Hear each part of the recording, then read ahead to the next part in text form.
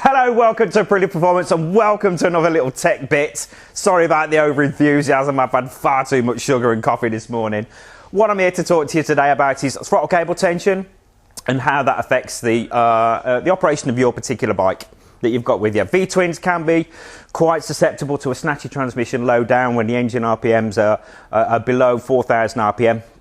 The reason being is, and a lot of that can be down to things like an imbalance in the engine or even just excessive throttle cable tension. If you have a look at this, this is too much. Have a walk around any dealer showroom, have a quick wiggle of them, see if they're being set up properly. You'll probably find that they haven't.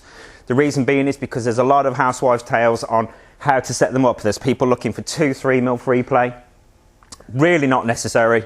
There's quite a simple sort of phrase that you can use to measure it, and that is you need to have the throttle cables as tight as you can without affecting the throttle operation or the engine RPM when you move your bars from lock to lock. So that is, you need to have the cables as tight as you can.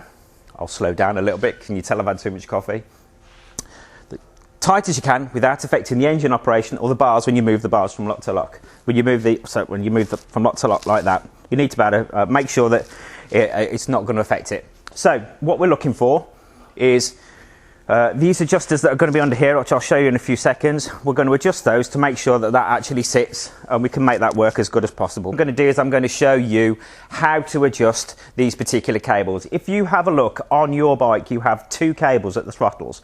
The throttle cable that's actually furthest away or to the outside, what you'll find is that it has an adjuster on it. It has an 8mm hex and a 10mm hex. The 8mm hex is the longer part of the actual adjuster itself. If you wind that out, effectively that extends the cable outer. So what we will do is we'll undo the 10mm lock nut and we will wind the 8mm lock nut out as far as you can until effectively with the engine on you can turn the bars from lock to lock and rev the engine with actually affecting throttle operation. The quickest and easiest way to do this is to actually overextend it, turn your bars from lock to lock till you can feel it affecting it, then back it down. So go too far and then wind it back. That's the easiest way to do it. At that point, don't forget to actually wind the 10mm lock nut back to make sure it locks in place. That's how you do it. Thank you very, very much for watching. Don't forget, once you've actually done, just remember to check what you've done just to make ssure it's absolutely okay. So just remember, bars from lock to lock, okay, without affecting the engine operation or the idle RPM, no problems. Don't forget to lock your 10mm nut off. Don't forget to put the little rubber cover back over, not a problem. If you've got any questions, if you've got any suggestions for this, please don't forget to get in touch.